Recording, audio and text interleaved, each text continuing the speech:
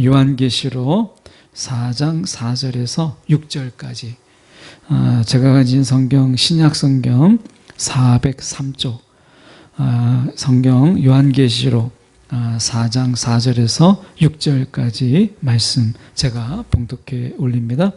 또 보좌에 둘려 24 보좌들이 있고 그 보좌들 위에 24 장로들이 흰옷을 입고 머리에 금관을 쓰고 앉았더라.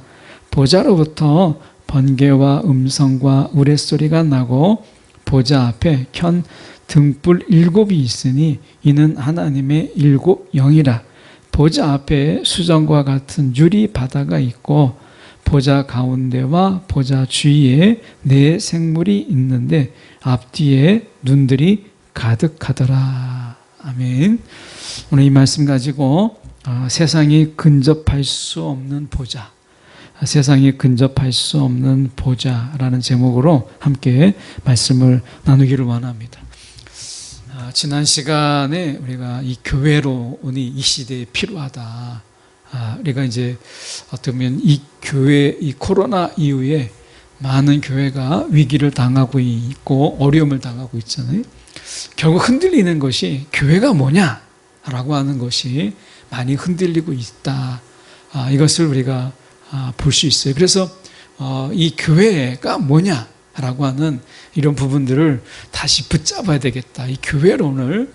근데 교회론의 본질로 돌아가면 결국 예배가 뭐냐로 들어가요. 그러니까 교회가 뭐냐라고 하는 부분에서 조금 더 우리가 깊이 들어가면 결국에는 예배가 뭐냐라고 하는 것이 우리가 그것을 질문할 수밖에 없게 돼요. 지난번에 이제 교회라고 하는 것은 우리가 이 천상의 교회, 그래서 천상의 예배 이렇게 말씀드렸잖아요. 그러니까 이 땅에서 교회라는 것은 단순하게 눈에 보이는 건물이 전부가 아니라 이 땅에서의 교회는 천상의 교회예요. 거기서 드려지는 예배는 천상의 예배다라고 하는 것입니다. 그 연장선에서 오늘 말씀을 보려고 하는 거예요. 우리가 이곳에서 드리지만 우리가 드리는 예배는요, 천상의 예배다라고 하는 것을 먼저 우리가 기억할 필요가 있어요. 우리는 이 땅에 살고 있지만 저와 여러분의 정체성은 어디에 있어요? 이 땅에 있지 않아요. 이 땅에서 내가 무엇을 하고 있는지, 내가 어떤 사람인지, 우리가 때로는 자격증, 때로는 우리 가운데 어떤 신분증, 뭐 이런 것이 있잖아요. 이런 것을 통해서 세상에서 내가 이런 사람이다, 뭐 이런 걸 보여주고 싶은 이런 게 많잖아요.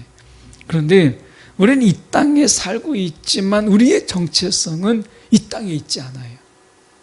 우리의 정체성은 하늘에 있다 라고 하는 거예요. 그래서 이 예배라고 하는 것은 우리의 정체성이 뭐냐라고 하는 것을 예배가 보여주는 거예요. 이 세상에 우리가 살고 있지만 우리는 어떻게 해요? 이곳에서 천상의 예배를 드리는, 우리가 하늘에 속한 자라고 하는 거, 하늘에 속한 자. 우리의 정체성은 어디냐? 결국 예배를 드림으로 인해서 우리의 정체성이 드러나요. 우리가 어떤 사람이냐라고 하는 것은 여러 말이 필요 없어요. 우리가 예배자다라고 하는 것 하나로 우리가 어떤 사람인지 우리의 정체성이 다 드러나는 거예요. 오늘 본문의 말씀은 바로 그것을 말씀해요. 그래서 오늘 우리가 이 세상에서 우리가 세상과 구별되는 가장 특징적인 것이 무엇인가? 그것은 예배예요. 세상과 우리를 분명하게 우리가 구분시키는 것, 구별시키는 것이 무엇이냐? 예배예요. 우리가 거룩이라는 말은 우리가 구별되게 하다, 이런 뜻이거든요. 구별하다, 구별되게 하다. 이게 거룩이에요. 세상과 우리를 구별되게 만드는 것이 뭐냐라고 얘기했을 때 우리는 교회를 간다 라고 하는 거지만, 교회를 가는 그 본질적인 목적이 뭐냐라고 하는 거죠. 여러 가지로 얘기할 수 있어요. 뭐 소그룹도 얘기할 수 있고, 우리가 찬양도 있을 수 있고, 어떤 모임이 있을 수 있고, 만남도 있을 수 있어요. 그런데 가장 본질은 예배라는 거예요. 그 예배를 통해서 우리는 세상에 속한 자와 하늘에 속한 자의 분명한 구별, 이 거룩, 이것을 통해서 우리는 하늘에 속한 거룩한 자라고 하는 것을 우리는 예배를 드림을 통해서 보여주는 거예요. 그렇다면 우리가 이렇게 예배가 중요한데 그러면 우리가 예배는 어떤 것이냐? 정말 요한계시록을 통해서 우리 가운데 이 말세지 말에 하나님께서 어떤 예배자를 찾느냐? 우리가 하나님이 찾으시는 사람, 찬양 속에도 있잖아요. 많은 사람들이 예배 드리지만 정말 하나님이 찾으시는 그 예배자, 하나님이 그 한 사람을 찾기를 그렇게 간절히 원하신다는 거 아니겠어요? 소돔과 고모라의 속에서 의인 10명, 이 의인 10명을 다르게 얘기하면 온전한 예배자, 우상을 숭배하고 거짓을 숭배하고 세상을 숭배하며 쾌락을 쫓는 많은 사람들이 있지만 그 속에서 정말 하나님을 경배하고 온전한 예배를 드리는 그 10명, 그 10명이 없어서 소돔과 고모라가 하나님의 심판을, 그 불의 심판을 받았다는 거예요. 이 시대에 동일하지 않아요? 이 시대에 하나님께서 정말 찾으시는 그 예배자가 누구냐? 라고 하는 거예요.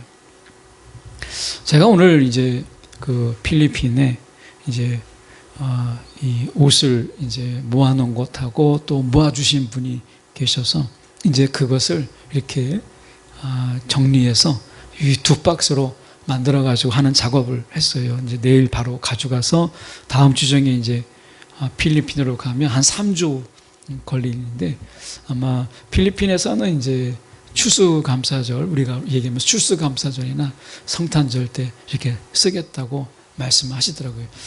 근데 그 필리핀에 이제 선교사님하고 막 이야기하는 가운데 이런 얘기 저런 얘기하면서 코로나 때문에 필리핀도 굉장히 막 이 교회들이 위축되고 막 그랬나 봐요. 그래서 이 선교사님이 하시는 말씀이 이 마지막 때, 본인의 생각이에요. 그 선교사님의 생각이 이 마지막 때 하나님께서 이 코로나를 통해서 이 하나님이 어떻게 보면 이 정말 하나님이 이 알곡과 어떻게 보면 이 껍데기 이것을 구분하는 것이 아니냐. 그래서 하나님이 정말 알곡을 골라내는 일들을 이 코로나를 통해서 하시는 것 같은 느낌을 본인이 갖는다는 거예요. 그 필리핀 선교를 하면서 그분이 이 알곡과 쭉정이 속에서 쭉정이는 다 떨어져 나갔대요. 본인의 교회 같은 경우 쭉정이가 다 떨어져 나가고 정말 그분의 이 선교지에 남은 것은 알곡만 남아있더라는 거예요. 그래서 야, 하나님이 그분의 간증 같은 이야기예요. 3년 속에서 적어도 알곡과 쭉정이를 가르시고 하나님께서 알곡을 남기는 그 시간이 하나님께서 이 코로나 3년으로 그렇게 하신 거구나, 이렇게 생각을 하시더라고요. 우리가 마지막 때 이 코로나는 아무것도 아닌 이제 하나님께서 분명히 우리가 알곡과 쭉정이 양과 염소를 구분하는 우리가 그런 때가 더 오지 않겠어요? 우리가 그런 가운데서 하나님이 찾으시는 이 천상의 예배자, 우리가 마지막 때까지 온전히 하나님을 예배하는 이런 예배자가 돼야 되겠죠. 요한계시록의 이 배경 속에서는 정말 우상을 숭배하는데 이것은 그냥 우상 숭배하느냐 안 하느냐의 문제가 아니라 이건 신앙의 범위를 넘어서 사람이 사느냐 죽느냐 이 경제적인 여건 속에서 굉장히 밀접한 연관을 맺었어요. 그래서 요한계시록 속에서 이 우상을 숭배한다는 것은 일종의 카르텔이 있었어요. 그쪽에서 이 카르텔이 있는데 어떤 이제 물건을 사려고 해도 그 우상 숭배하는 카르텔 안에 들어와야 거래가 가능한 거예요. 이 카르텔 안에 들어오지 않으면, 우상 숭배하는 그 카르텔 안에 들어오지 않으면 그러면 물건을 주질 않아요. 물건을 거래할 수가 없어요. 그러니까 어떤 것도 경제적인 활동이 다 중단되는 거예요. 멈추게 되는 거예요. 할 수가 없게 되는 거예요. 그럴 때 그들이 얼마나 갈등하겠어요. 자, 그런 배경 속에서 말씀을 보면 4절에 이렇게 말씀합니다. 또 보좌에 둘려 24 보좌들이 있고 그 보좌들 위에 24 장로들이 흰 옷을 입고 머리에 금관을 쓰고 앉았더라. 이렇게 말씀합니다. 이 24라고 하는 근거가 어디서 왔을까? 이게 이제 신학자들의 이제 이야기인데, 제일 먼저 24라는 숫자가 나온 것이 다윗 때부터 사용했어요.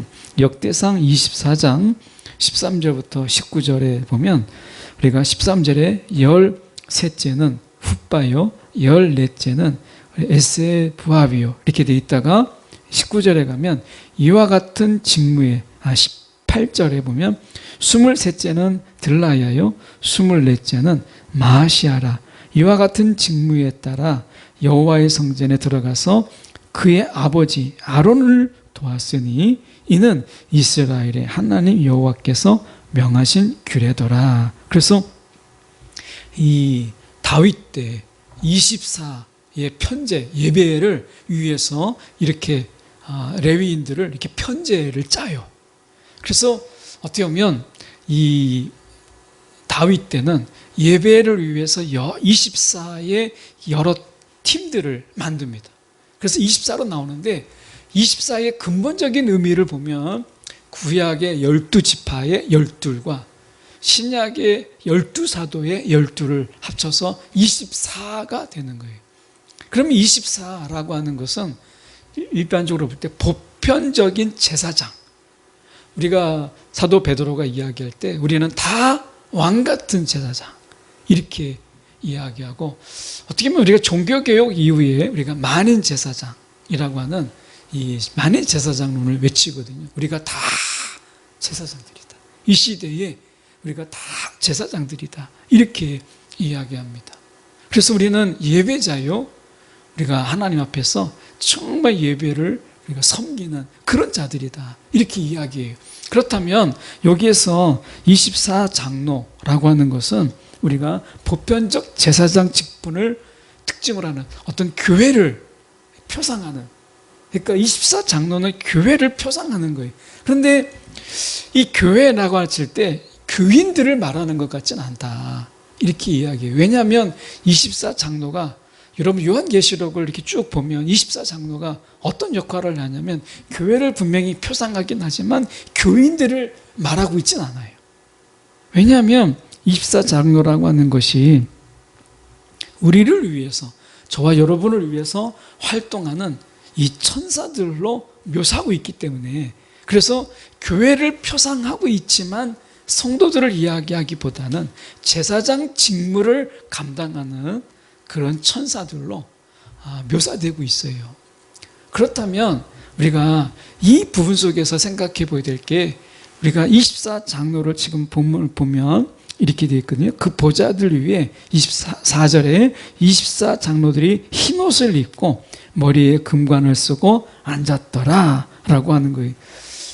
여기서 우리가 생각해 봐야 될 것이 무엇이냐면, 이 지금 24장로, 24보좌라고 하는 것은 우리가 이제 하나님께서 무엇을 보여주냐면, 사도 요한을 통해서 이 땅의 지상의 교회, 이 지상의 교회가 더 이상 이제 지상의 교회로 머물지 않고, 이제 그 교회를 표상하는 그 24천사들이 우리를 위해서 이 땅에서 활동하고, 그리고 이 하늘 천상과 이 땅을 오르내리는 그런 존재거든요. 그렇다면 이들이 상징하는 게 무엇이며, 24보좌와 24장로라고 하는 것은 어떤 것을 상징하냐면, 저와 여러분 이곳에서 예배를 드리잖아요.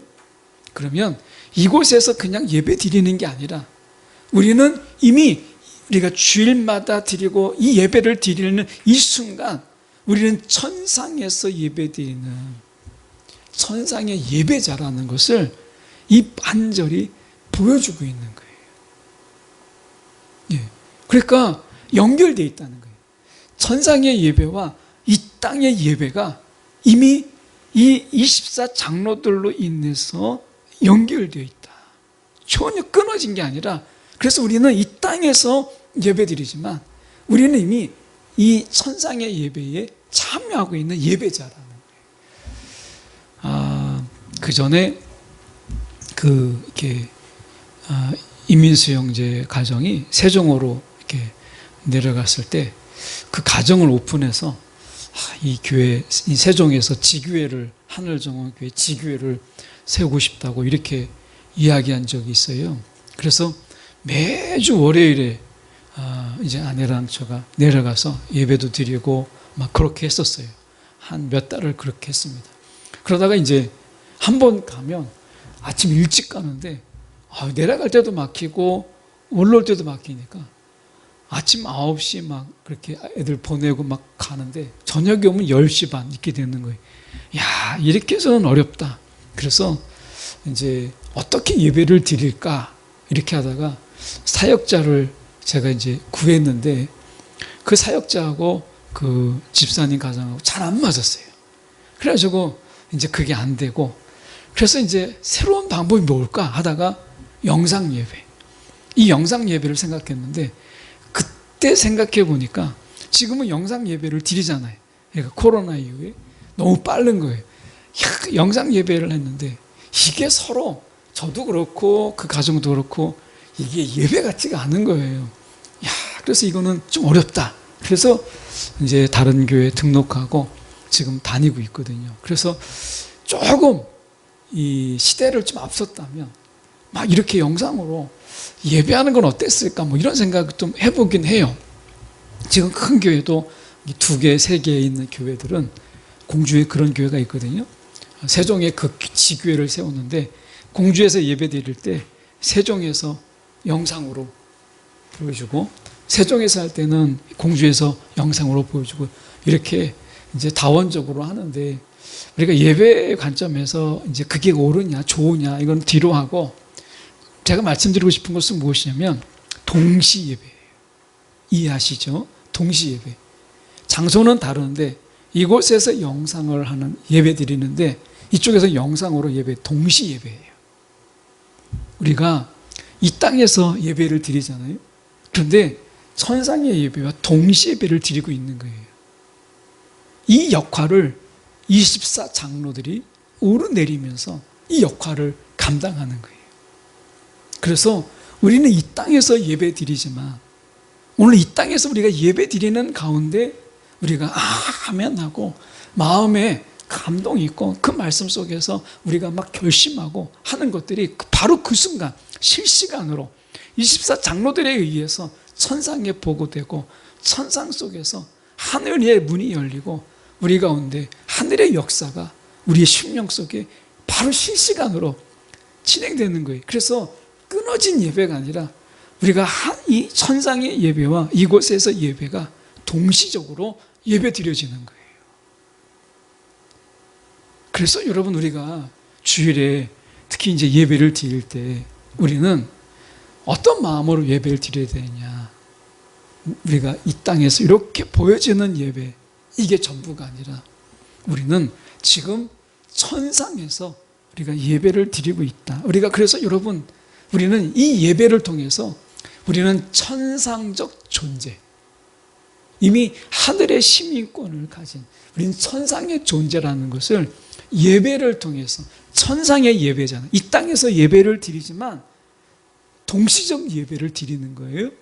이것을 통해서 우리는 천상적 존재라고 하는 이 정체성을 가지게 되는 거예요. 그래서 예배는요, 우리가 이 땅에 속해 있지만, 이 땅에 살고 있지만 우리는 하늘에 속한 자라고 하는 것을 분명하게 우리의 정체성을 심어주는 것이 바로 예배예요.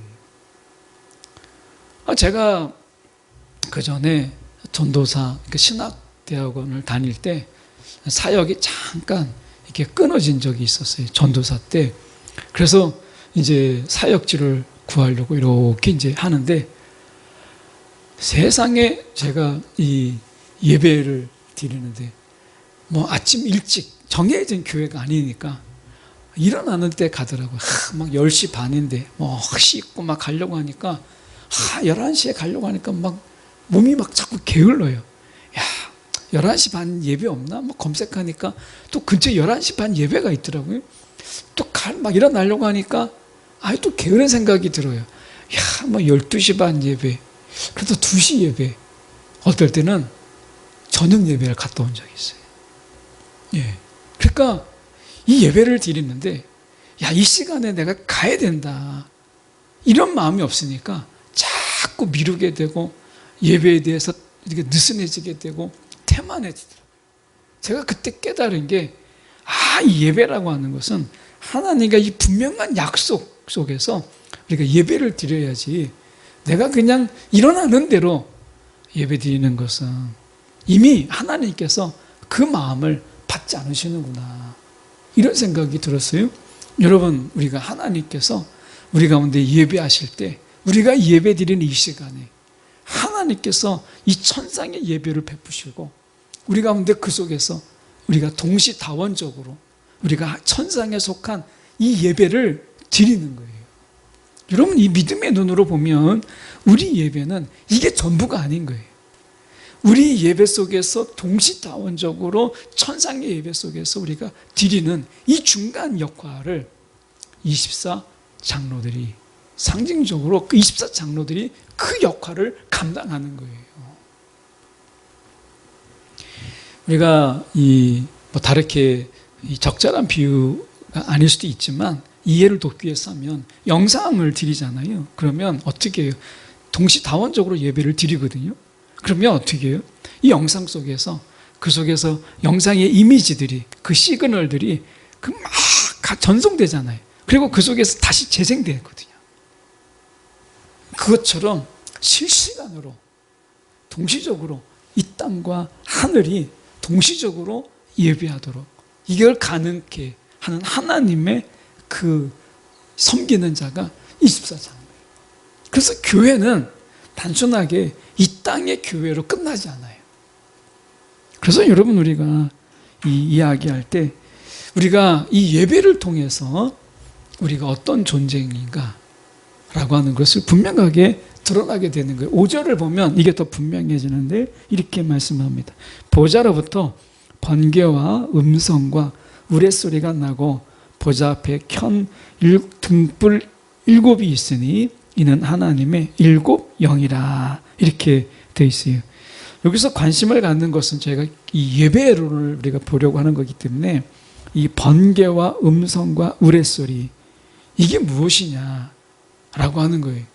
이것은 하나님의 심판을 상징합니다. 그러니까 번개와 우레소리, 하나님의 큰 음성, 이것은 하나님의 우리가 아주 준엄한 심판을 상징하는 거예요. 근데 심판은 믿지 않는 자들, 어떤 세상에 의해서는 두려움의 존재가 되지만, 여러분, 심판은 믿는 자들에게는요, 여러분, 구원의 소식입니다. 그래서 우리가 이 보좌로부터 나오는 이 번개와 음성과 우레소리가 나는 것은 무엇이냐면, 그것은 우리가 고난받는 그리스도인들을 하나님이 기억하시는, 주님께서 기억하시는 것을 상징하는 거예요. 여러분, 심판의 자리 속에서 우리가 고난받았을 때 이 세상 속에서 정말 천상적 존재로, 하늘의 천상의 예배자로 이 정체성을 가지고 이 세상이 아닌 하늘에 속한 자로 살아가는 것을 하나님이 모르신다면, 저와 여러분이 이 땅에서 천상의 예배자이기 때문에 당하는 세상에서 멸시가 있고 세상에 손가락질과 조롱이 있어요. 우리는 천상의 예배자이기 때문에 이 세상에서 손가락질을 당해요. 여러분, 세상은요, 우리가 이 10대 아이들이 이걸 딱 보여주잖아요. 여러분, 10대의 왕따 문화가 뭐예요? 너 내 편 아니면, 그러면 너는 나의 적이 되는 거죠. 그러니까 이 세상이 그런 거예요. 세상의 패거리 문화가 바로 그거예요. 나에게 속하지 않는 모든 자는 다 나의 적이에요. 세상이 그런 거잖아요. 사단이 하는 짓이 그래요.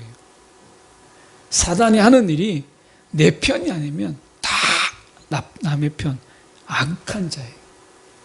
그러니까 우리가 어떻게 해요?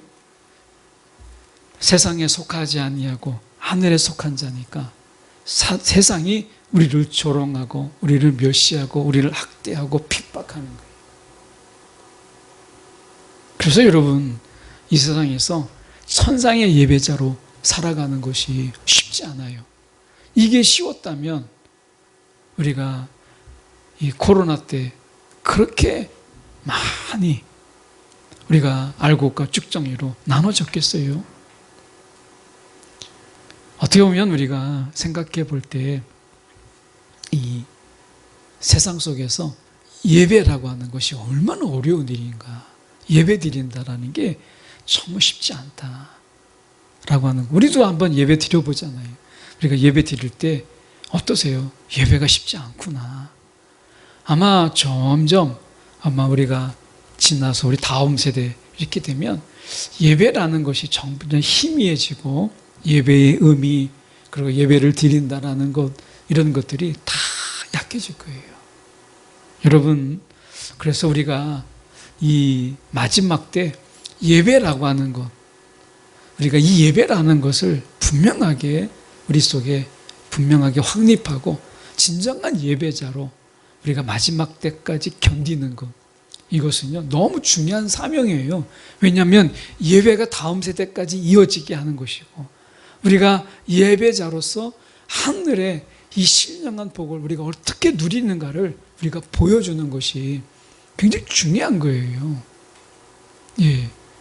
그런 의미에서 우리는 지금 이 우레소리와 번개 소리 속에서 여러분 우리가 기억해야 될 것, 하나님은 우리의 고난을 기억하신다. 하나님은 저와 여러분을 예배 드리는 그 어려움, 정말 바쁘고 힘든데 예배를 드려요. 내가 손해가 되고 내가 하고 싶은 걸 못하는데 예배를 드려요. 나도 막 지치고 힘든데 예배를 드려요. 그런데 우리가 드릴 때는 별거 아닌 것 같은데요, 하나님께서 이 모든 것을 기억하신다. 여러분 기억하십시오. 하나님은 나의 예배를 보시고 나의 예배를 기억하신다. 예, 나의 예배를 기억하신다. 예, 우리가 많은 일을 하나님을 위해서 할 수 있어요. 그런데 하나님은 오늘 요한계시록을 통해서 말씀하시는 게 단 하나예요. 하나님은 나의 예배를 보고 계신다. 하나님은 나의 예배를 기억하신다. 이거예요. 주님의 보좌 그 속에서 6절의 말씀에 보면 이렇게 말씀합니다. 보좌 앞에 수정과 같은 유리바다가 있고, 솔로몬 성전에서 이거에 상응하는 놋바다라는 게 있습니다. 이 놋바다가 여기에서 유리바다에 해당되는 것인데요, 바다라고 하는 이것이 당시에 어떤 것이냐면 그때 당시 유대인들에게서 이 바다라는 혼돈과 혼란이에요. 그런데 여기서 보면 유리바다가 있고 수정과 같은 유리바다가 있고 이렇게 돼 있어요. 이것은 이 천상의 기구를 이야기하는 것인데 이 바다가 혼돈이 아니라 아름다움이 되는 거예요. 여기 보면 유리바다잖아요. 그러니까 수정과 같은 유리바다. 바다는 막 혼란스럽고 폭풍이 불고 막 이런 게 아니라 여기서 보면, 물론 여기서 바다라는 것은 우리가 생각하는 그런 바다가 아닐 수도 있어요. 그런데 여기서 수정과 같은 유리바다가 의미하는 것은 결국에는 하나님의 승리, 예수의 승리를 말씀하고 있는 거예요. 그러니까 이 천상의 기구로서 이 놋바다에 비유되는 유리바다가 무엇을 이야기하냐면 승리를 상징합니다. 그래서 예배자가 마지막에 승리자가 된다는 거예요. 예배자가. 그래서 여러분, 우리가 예배로서 승리하는 자가 되라는 거예요. 오늘 우리가 제 제목이 세상이 근접할 수 없는 보좌. 오늘 주님의 보좌는 세상에 근접할 수 없는 그런 보좌예요. 그러나 우리가 찬양을 드렸던 것처럼 저와 여러분은 예수님의 보혈로 우리가 그분의 보좌 앞에 가까이 할 수 있잖아요. 우리가 그분의 이 보좌 앞에 나아갈 수 있잖아요. 그렇다면 우리가 얼마나 이게 은혜가 되는 거예요.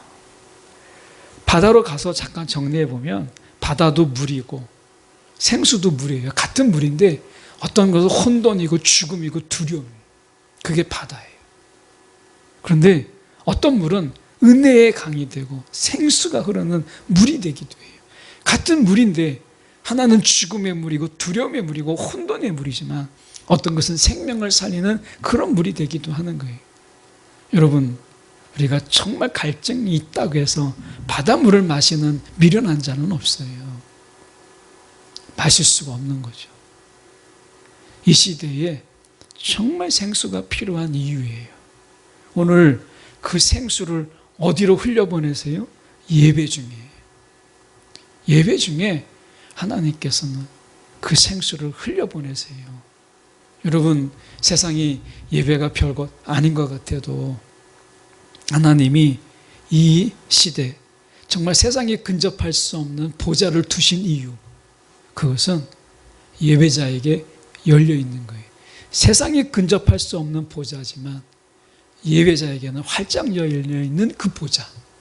오늘 이것을 우리 가운데 말씀하신 이유가 뭐겠어요? 오늘도 예배자를 찾으신다 라고 하는 거예요. 세상이 점점요, 여러분, 예배가 가치가 없어지고 예배 드리는 거의 의미가 잃어버리게 되고 예배 중에 우리가 성령의 역사, 예배 중에 생명의 역사가 점점 우리가 의미 없어지게 될 거예요. 앞으로는 예배자를 찾기가 그렇게 쉽지가 않을 거예요. 유럽의 교회가 그랬거든요. 여러분, 다시 한번 우리가 교회론을 이야기하기 전에 예배론을 봐야 된다. 예배. 하나님께서 우리가 드리는 이 예배 속에서 우리가 드리는 이 예배가 아니라 정말 우리가 믿음 안에서 오늘 주님 안에서 우리 예배가 이 천상의 예배로 예배자가 우리가 천상의 존재다라는 이 정체성을 예배를 통해서 하나님께서 우리 가운데 주고 계시다. 세상이 근접할 수 없는 보좌지만 예배자에게 열려있는 그 보좌, 그 속에 생명이 있고 그 속에 생수가 있어요. 그 속에서 은혜의 넘침이 있어요. 오늘 하나님이 다른 방법으로는 주시지 않았어요. 예배, 그것을 통해서 하늘의 보좌에 근접하게, 아니 하늘의 보좌에 우리가 나아갈 수 있도록 하신 이 하나님의 계획, 이것을 우리가 기억한다면 여러분, 우리가 한 번에 드려지는 예배 속에 마음을 다하고 우리가 그 예배 속에 우리가 정말 진심을 다하고 그 예배 속에 우리가 모든 온 마음을 다하는 그런 예배, 여러분, 그런 예배를 드리고 하나님은 그런 예배자를 찾으시고 그런 예배자에게 하나님께서는 오늘도 생수와 또 은혜를 부어주신다 하는 거예요. 여러분, 기억하십시오. 우리가 이 땅에서 드리지만, 이곳에서 예배 드리지만, 여러분, 우리가 하늘의 문을 열고 여러분, 우리가 천상의 예배를 드리고 있음을 기억하십시오. 제가 총신대 신학대학원에서 이 예배를 드리는데 이 메모가 강사에게 전달이 됐어요. 그런데 이제 한 분이 정말 예배를 사모하면서 남들보다 정말 1시간 일찍 나와서 예배를 위해서 기도하는 한 전도사님이 거기다 메모를 올린 거예요. 하나님께서 나의 눈을 열어주셨는데 이곳에서 드리는 예배가 하늘의 문이 활짝 열려서 하늘의 광채가 비치는데 너무 아름다운 예배입니다. 그런데 다 그 말에 은혜가 됐어요. 갑자기 졸던 사람이 깨고, 그리고 갑자기 막 우리가 막 기우뚱 앉아있고 대충 앉아있고 막 그랬던 사람들이 다 일어나서 정말 그 한마디에 경건한 예배를 드리는데 그 예배가 얼마나 은혜가 됐는지 여러분 기억하십시오. 오늘 우리의 예배는 천상의 예배다. 이래. 오늘도 하나님 앞에서 우리가 예배한다. 이것을 기억하는 저와 여러분이 되시기를 바랍니다. 기도하겠습니다.